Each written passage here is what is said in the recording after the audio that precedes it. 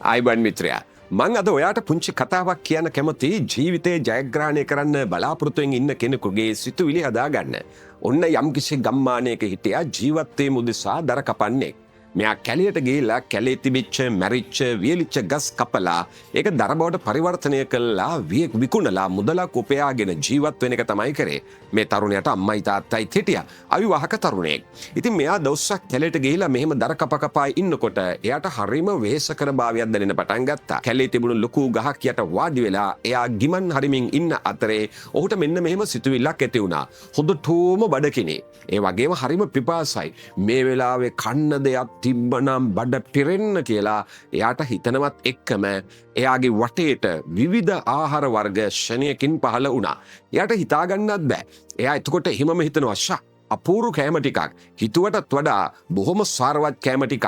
මේ කෑම ටික මේ වගේ තැනක ඉඳගෙන කාලා හරියන්නේ නැහැ. මම මේක කනකොට මං ගාව ඉන්න ලස්සන කුමරියකුත් හිටියනම් හරි අපූරුයි කියලා හිතන ෂණයකින් ඊටාම සුන්දර කුමාරිකාවක් මැවුණා. අපි කියන්නේ පහළ වෙනවා කියලා එක සැරේට මැවුණා. එයාට දැන් හිතෙනවා මේ පුජ්‍යලට හිතෙනවා රස ආහාර රස ඊටාම සුන්දර යුවතියක් මෙච්චර රසවත් ආහාර ටිකක් මෙච්චර සුන්දර යුවතියක් එක කොහොමද ගහක් යට ඉඳගෙන කන්නේ? මේක කන්න අඩු ගානේ රාජ මන්දිරයක්වත් තියෙනවනේ. රාජ මන්දිරයක වාඩි වෙලා මේ ටික කන්න තිබ්බනම් කොච්චර අපූර්වද කියලා හිතන ෂණයකින් රාජ මන්දිරයක් මැවුණා. ඔහු ඒ රාජ මන්දිරයේ අසුනක් මත එහෙම නැත්නම් රජවාසලේ අසුනක් මත ඉඳගෙන අර කුමරියවත් ළඟින් තියාගෙන ආහාරය ගන්න සූදානම් වුණා.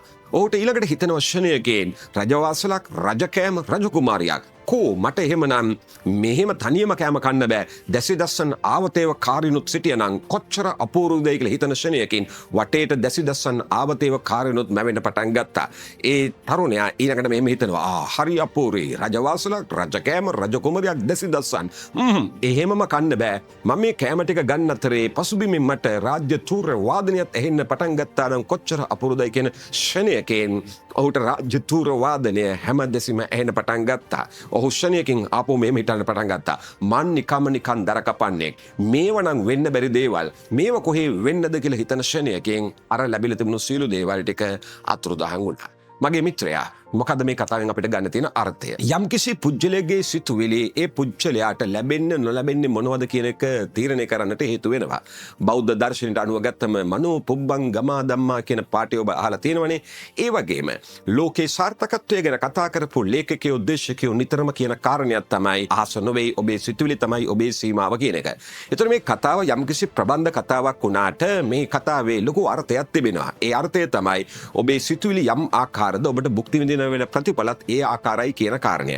මේ තරුණයා බොහෝ මහන්සිලා වැඩ කරද්දී ඔහු නිකමට හිතනවා මට මේ වෙලාවේ කන්නට අපුරු ආහාරයක් තිබුණා නම් හොඳයි කියලා සිතද්දී ඔහුට ආහාර ලැබෙනවා. ඒක දසි මේ ලැබෙනවා කියන එක නෙවෙයි. ඔහුගේ සිත වැඩ කරන විදිය. මේ සියල්ල ලැබුණමත් ඔහු යට තිබෙන දිලිඳු සිත නැවතත් අවදි වෙනවා. අවදිලා ඔහු හිතනවා මං වගේ කරුමක්කාරයෙකුට මං වගේ පව්කාරයෙකුට මං වගේ අවාසනාවන්ත පුද්ගලයෙකුට මං වගේ අසරණයෙකුට මේවා කොහෙන්ද වෙන්න නම් බෑ කියලා හිතන ෂණයකින් සියල්ල හිමි වුණා. ධනවතුන් ගැන කතා කරන පොත්වල තියෙන කාරණයක් තමයි ඉතා වැදගත්. ධනවත් වෙන්න වැදගත් වෙන්නේ මුදල් නෙවෙයි ඇටිටියුඩ් එක කියන එක.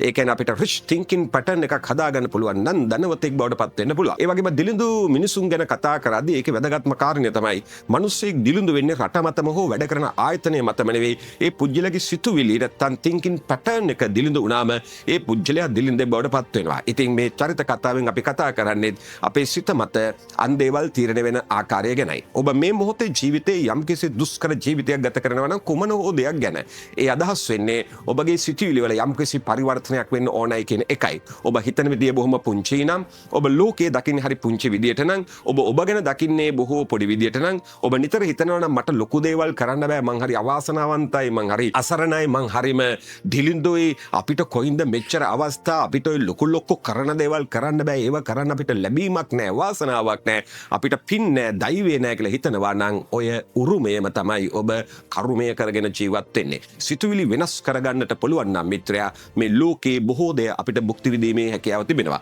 මම යෝජනා කරන්න යන්නේ නැහැ ලංකාවේ හෝ ලෝකේ මහාම ධන කුවේරයා වෙන්න ඕනේ කියලා. ඒ තුන් වේල කාලා ගෙයක් දොරක් හදාගෙන තමුන් පුංචි වාහනයක් පාවිච්චි කරලා සතුටෙන් ජීවත් වෙන ජීවිතයක් නිර්මාණය කර ගැනීම අමාරු දෙයක් නෙවෙයි. හැබැයි අපි සිතුවිලි වෙනස් කරගත යුතුයි.